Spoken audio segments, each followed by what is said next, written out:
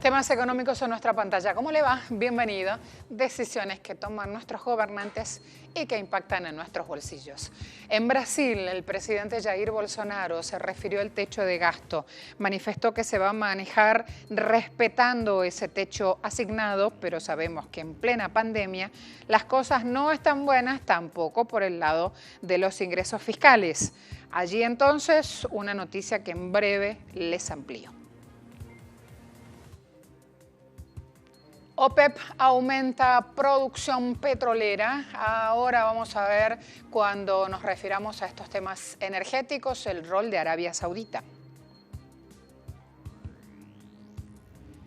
Y hoy analizamos en nuestro expediente económico Reino Unido en recesión, lo que le espera a este país a su salida de la Unión Europea, un hecho que se dará el último día de diciembre de este año.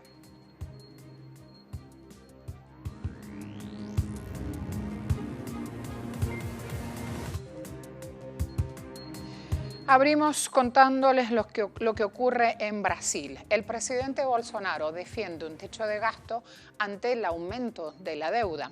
El primer mandatario dijo, después de una reunión con altos funcionarios del gobierno, que respeta la regla de gasto vigente que limita el crecimiento de los desembolsos del gobierno no obligatorios a la tasa de inflación, en un momento en que la deuda del país sube y se prevé llegará a casi el 100% del PIB a fin de año. Bolsonaro volvió a defender la agenda privatizadora de su gobierno de corte neoliberal y basada en una serie de reformas con el objetivo, según él, de destrabar la economía y equilibrar las cuentas públicas. Señaló que sigue apostando por la llamada responsabilidad fiscal. Brasil perdió 3 años de esfuerzos para equilibrar cuentas por la pandemia. Es el segundo país más afectado por el coronavirus en el mundo. Hay que destacar que la deuda nacional de Brasil se ha disparado del 75,8% del PIB a un récord del 85,5% del PIB en junio 2020. Por esto, organizaciones afro-brasileñas protestan en Brasilia contra lo que califican mal manejo de la pandemia por parte de Bolsonaro. Estamos aquí con la Coalición Negra, que es un encuentro con todas las entidades del movimiento negro, y queremos decir fuera con Bolsonaro, pero también queremos decirle al alcalde que acepte nuestra solicitud de juicio político. El movimiento negro brasileño, representado aquí por la Coalición Negra por los Derechos, se organiza y protesta en Brasil contra el presidente Jair Bolsonaro, quien durante los 4 meses de la pandemia se practicó un verdadero genocidio contra la población brasileña, especialmente la población negra y pobre, que hoy son las mayores víctimas por no tener acceso a una atención médica de calidad y un trato digno. ¡Fuera Bolsonaro! CEPAL habló sobre Costa Rica en clave pandémica. En Costa Rica, la pandemia generada por COVID-19 colocó en evidencia los índices de desigualdad y pobreza que padece el país centroamericano. Según un estudio de CEPAL, Costa Rica apenas ha destinado el 0,8% del Producto Interno Bruto a la atención de la emergencia. Al mismo tiempo, indica que el país no ha implementado ruta alguna de reactivación económica. Ante la vulnerabilidad que hoy afrontan ciudadanos en condición de pobreza, el país ha convertido un estadio deportivo en un refugio para personas sin hogar, que se han encontrado en las calles del país y para quienes viven en casas compartidas, abarrotadas que han sido puestas en cuarentena para evitar la propagación del virus. El proyecto consta de dar atención a las personas en situación de calle como resguardando la integridad y primero que todo el derecho a la salud pública de las personas y también para evitar la propagación del virus a nivel nacional. La Comisión Económica para América Latina y el Caribe indicó que Costa Rica sufrirá un empeoramiento en la distribución de la riqueza de los que más ganan en relación a los que menos perciben.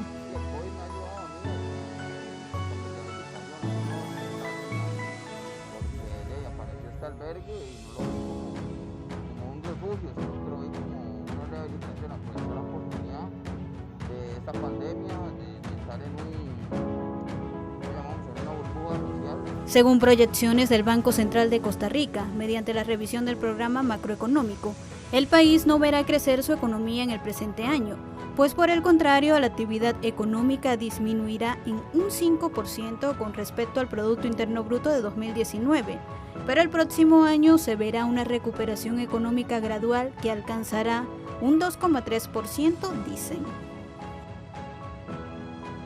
Argentina y México se unen y producen la vacuna anti-COVID-19. Ayer habló en cadena nacional Alberto Fernández y daba este anuncio. Se desarrollará en suelo sudamericano esta vacuna que elabora la Universidad de Oxford, Reino Unido, junto a AstraZeneca.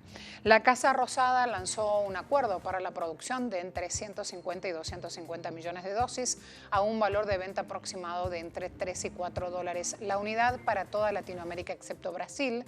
El gobierno estima que estará disponible para el primer semestre 2021. De igual forma, destacamos que voceros gubernamentales argentinos indicaron a Telam que el presidente Fernández se comunicó este miércoles con su homólogo mexicano López Obrador, con quien compartió el entusiasmo de encarar de manera conjunta el desarrollo y fabricación de la vacuna. En Argentina, el laboratorio MagScience será el responsable de la producción de la sustancia activa de la vacuna y el laboratorio mexicano Liomont completará este proceso de formulación y envasado consiguiente.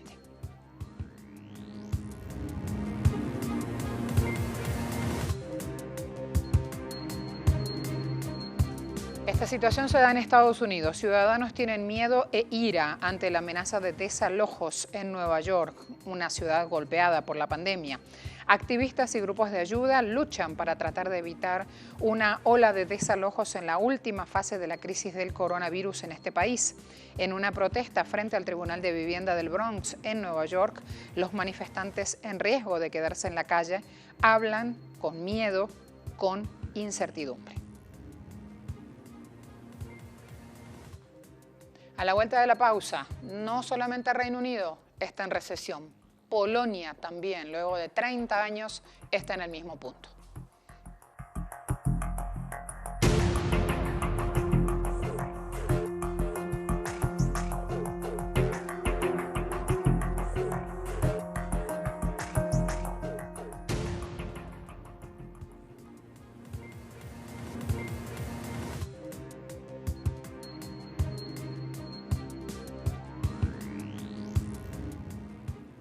La producción de petróleo de la OPEP creció en julio principalmente debido al aumento registrado en Arabia Saudita, según el informe mensual del cártel este miércoles.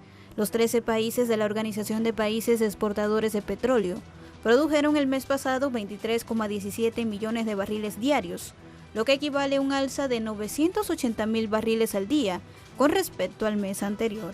La mayor parte de este aumento viene de Arabia Saudita, que produjo 8,4 millones de barriles diarios, es decir, 866.000 barriles diarios más. Emiratos Árabes Unidos, Kuwait e Irak figuran igualmente entre los productores al alza. Si bien la OPEP redujo ligeramente las previsiones de la demanda mundial de petróleo en 2020, que debería retroceder 9,2 millones de barriles diarios, hasta 90,6 millones de barriles por día, para 2021 la OPEP mantuvo su previsión de aumento de 7 millones de barriles diarios, hasta 97,6 millones de barriles por día. Las reservas comerciales de petróleo en Estados Unidos bajaron fuertemente por tercera semana consecutiva, al igual que las de la gasolina y otros destilados. Así lo revela el informe semanal de la Agencia de Información sobre Energía publicado este miércoles. Las reservas de crudo bajaron 4,5 millones de barriles a 514,1 millones de barriles en la semana que terminó el 7 de agosto, luego de caer 18 millones de barriles en las 2 semanas anteriores. Los analistas esperaban un repliegue de 2,2 millones de barriles, prácticamente la mitad.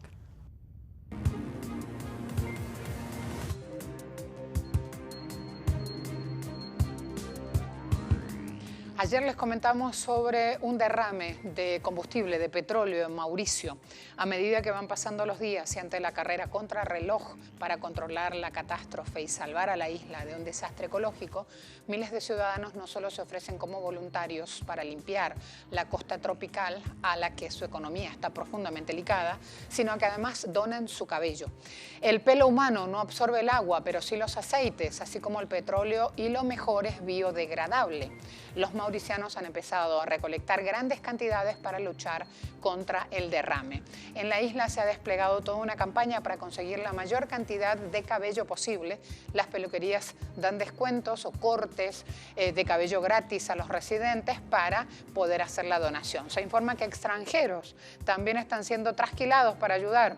En la unión está la fuerza, es el mensaje. Este grupo de voluntarios se dedica a embutir el pelo, además de paja, caña y plumas, en los cilindros flotantes para contener el petróleo en la superficie del agua, mientras que centros de buceo, pescadores y lugareños participan en los operativos de limpieza y proveen alimentos o estadía en cabañas a los voluntarios. El país no tiene casos activos de coronavirus y había declarado una cautelosa victoria después de un largo tramo sin nuevos infectados, pero las fronteras están cerradas.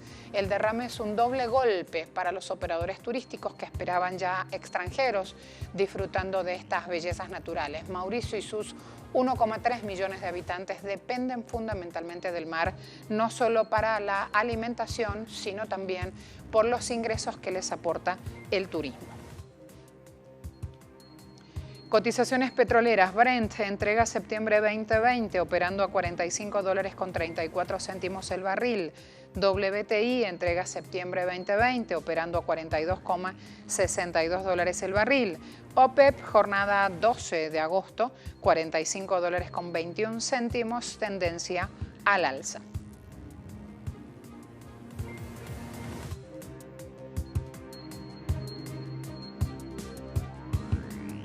La explosión que afectó Beirut hace una semana es solo otra de las muchas crisis que el pueblo libanés ha venido soportando durante años.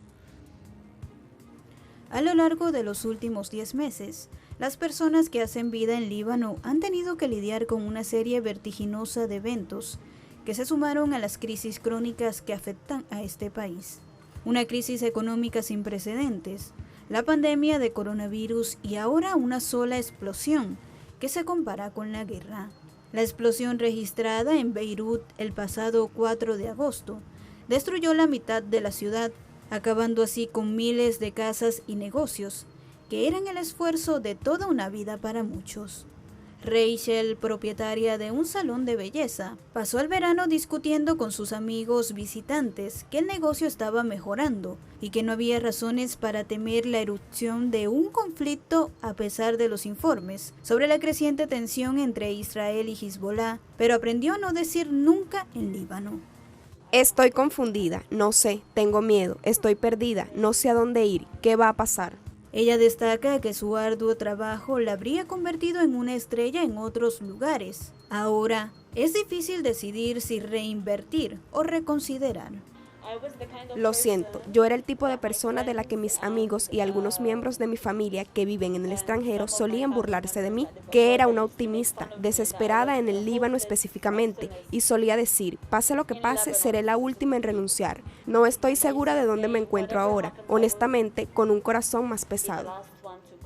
El salón Rein de $300,000 en el moderno y cosmopolita vecindario de Ashrafie aún no había alcanzado el punto de equilibrio desde que abrió en 2016. Ahora está en ruinas y eso está rompiendo la determinación del especialista en marketing de 29 años de edad, que también tiene la nacionalidad australiana.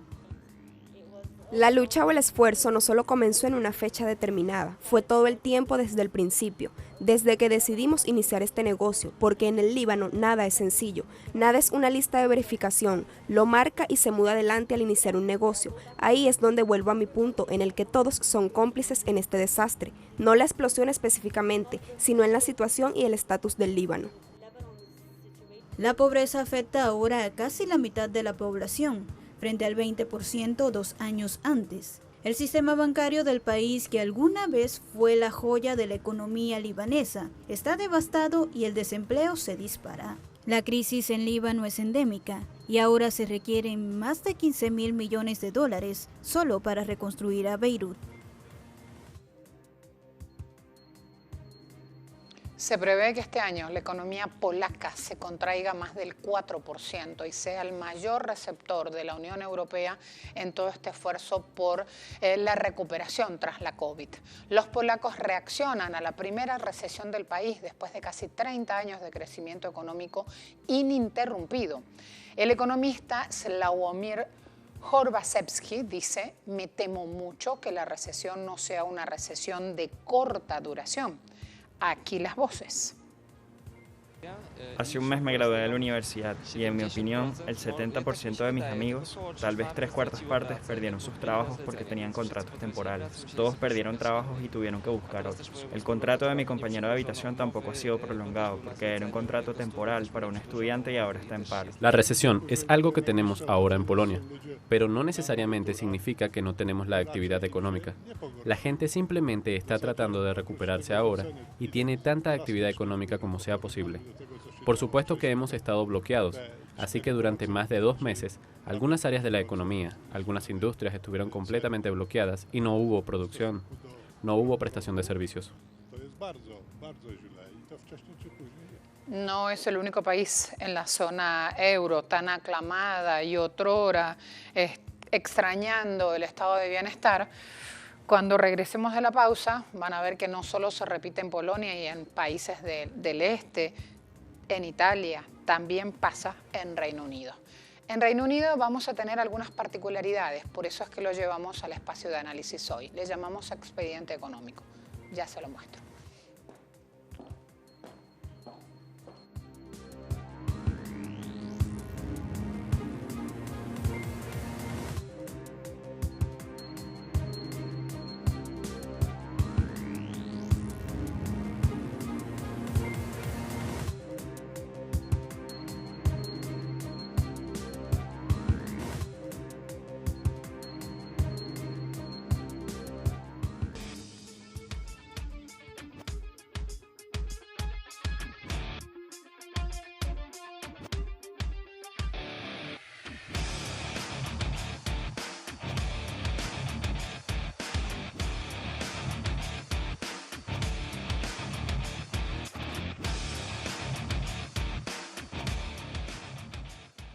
La economía de Reino Unido sufrió segundo trimestre de este año caída récord, 20,4%. La recesión en estos 6 primeros meses es histórica. Imposible que los políticos no aludieran a esta cuestión. El canciller británico dijo que el panorama del empleo era difícil con cientos de miles de puestos de trabajo perdidos y se espera que muchos más desaparezcan. Bueno, el panorama del empleo, como dije, es difícil. Cientos de miles de personas ya han perdido sus trabajos. Muchos más lo harán. Eso es increíblemente triste y por eso es que es tan importante que nos concentremos en tratar de ayudar a esas personas. Por eso esbozamos nuestro plan de empleos en julio para apoyar, proteger y crear empleos en todo el Reino Unido. Y ya sea a través del bono de retención de empleo, ya sea a través de iniciativas como Comer Fuera para ayudarnos, o el programa Kickstart para jóvenes, o un nuevo incentivo para el aprendizaje. Quiero brindar a la gente nuevas oportunidades. Esa es una pregunta muy justa, y cuando la miro, creo que la explicación principal es la composición de nuestra economía, que las actividades sociales, por ejemplo, salir a comer, ir al cine o de compras, este tipo de actividades de las cosas comprenden una parte mucho mayor de nuestra economía que la de la mayoría de nuestros países comparativos europeos. Por lo tanto, en una situación en la que literalmente ha cerrado todas estas industrias durante casi 3 meses, durante un largo periodo de tiempo, lamentablemente tendrá un impacto enorme en nuestra economía. Según el Instituto Nacional de Estadística, que publicó las cifras este miércoles, se trata de la primera recesión técnica, es decir, 2 trimestres consecutivos de contracción del Producto Interno Bruto, desde la crisis financiera de 2009. Según el ONS, por sus siglas, la contracción que comenzó a sentirse en marzo fue especialmente difícil en abril, cuando la población estuvo totalmente confinada, pues la actividad económica se paralizó totalmente. Con una caída del 20,4%, Reino Unido registró el peor comportamiento de Europa en el segundo trimestre de este año, por delante de España, cuya caída fue de 18,5%. Sumando los primeros trimestres, el organismo reveló que el retroceso de la economía británica llega al 22,1%, una cifra algo menor que la registrada en España de 22,7%, pero el doble que la de Estados Unidos de 10,6% en ese mismo periodo. Estos datos ponen en evidencia la peor recesión de la economía británica desde que la ONS comenzó a realizar los cálculos oficiales trimestrales en 1951. Refleja las restricciones de viajes y actividades desde la entrada en vigor del confinamiento en el país el 23 de marzo, cuya duración fue mayor que en la mayoría de los países europeos, puesto que no se logró controlar la pandemia. La recesión está causando ya enormes daños sociales, con una disminución de 730.000 personas empleadas entre marzo y julio de este año, según cifras publicadas el pasado lunes. No pasa casi ningún día sin que se anuncien nuevas supresiones de puestos de trabajo en empresas que están preocupadas por la finalización del programa de desempleo parcial, prevista en octubre próximo. Para todo 2020, el Banco de Inglaterra prevé una caída de 9,5% del Producto Interno Bruto y una recuperación lenta para 2021. Quienes levantan las estadísticas atribuyeron el retroceso en este segundo trimestre a una caída del 20% en la producción de abril. Reino Unido, que tiene el mayor número de muertos en Europa por el coronavirus, parece estar pagando un precio más alto por cerrar más tarde que sus vecinos continentales. La economía británica también depende más del sector de servicios, que es el sector más afectado aquí que en otros países europeos. Y en medio de todo este escenario hay pequeñas empresas preocupadas por este punto. Estamos muy preocupados por el futuro. Nos preocupa que una segunda ola del coronavirus nos golpee, especialmente con la llegada de la Navidad. No estamos seguros de si comprometernos con las existencias para la Navidad o no, porque no queremos estar estancados. Pero al mismo tiempo, si resulta que está ocupado, no queremos perder ventas, por lo que es un momento muy incierto. Despedimos a todo nuestro personal durante el encierro. Muchos de ellos decidieron no regresar. Se habían ido de Londres durante el encierro y por diversas razones decidieron no regresar, por lo que una vez que las tiendas reabrieron, estaban bastante ocupadas, más ocupadas de los que esperábamos, y nos sorprendió no tener suficiente personal. Hasta la próxima, gracias a todos.